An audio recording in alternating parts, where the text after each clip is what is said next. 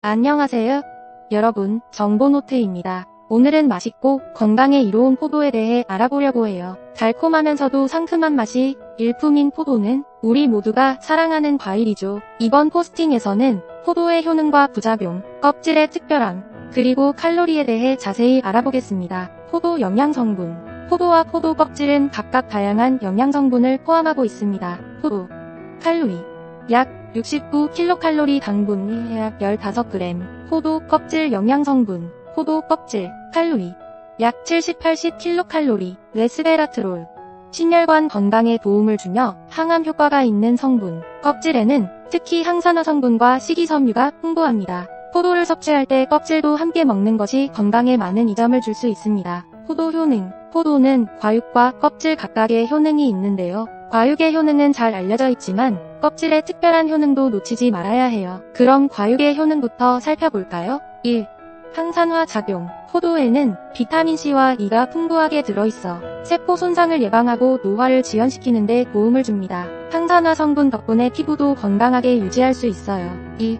혈압 조절. 포도에는 혈압을 조절하는 데 도움을 주는 플라보놀과 칼륨이 포함되어 있어요. 꾸준히 섭취하면 혈압 관리에 기여할 수 있답니다. 3.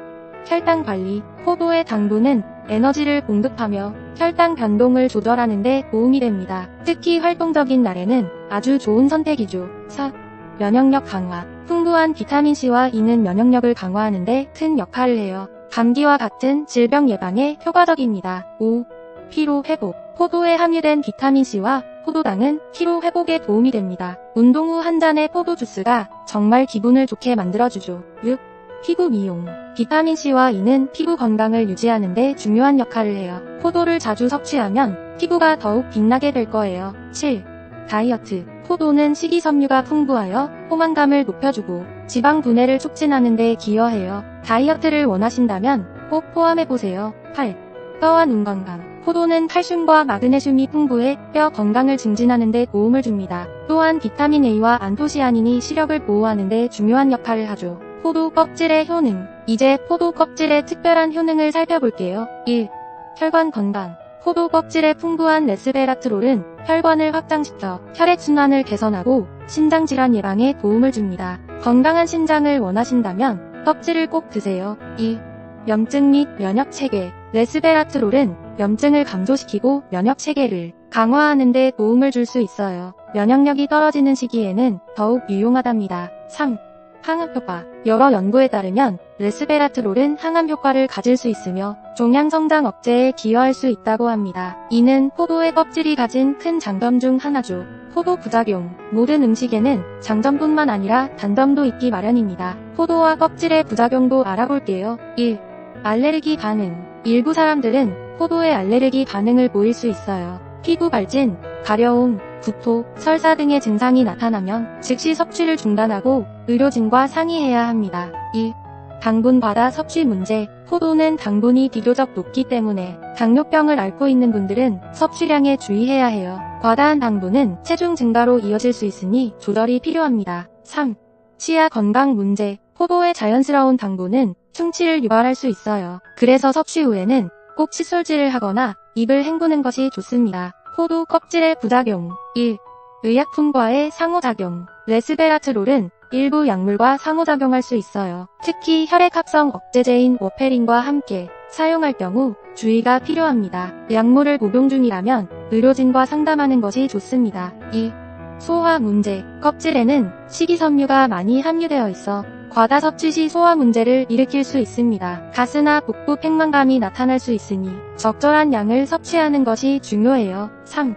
농약 잔류. 포도는 농약 잔류물이 남아있을 가능성이 높습니다. 가능한 유기농 포도를 선택하거나 철저히 씻어서 먹는 것이 좋습니다. 포도 칼로리. 포도의 칼로리는 종류와 크기에 따라 다르지만 한 알의 칼로리는 대략 3.4kcal 정도입니다. 한 종이의 포도에는 대략 104kcal와 27g의 탄수화물이 들어있어요. 포도는 에너지 밀집도가 높은 식품으로 볼 수 있으니 과다 섭취는 체중 관리에 좋지 않을 수 있습니다. 포도를 다 먹을 때 껍질을 함께 섭취해야 할까? 포도를 다 먹을 때 껍질을 함께 섭취하는 것이 좋습니다. 껍질에는 많은 영양소와 건강에 유익한 성분들이 포함되어 있기 때문입니다. 아래에서 그 이유를 자세히 설명해 드릴게요. 1.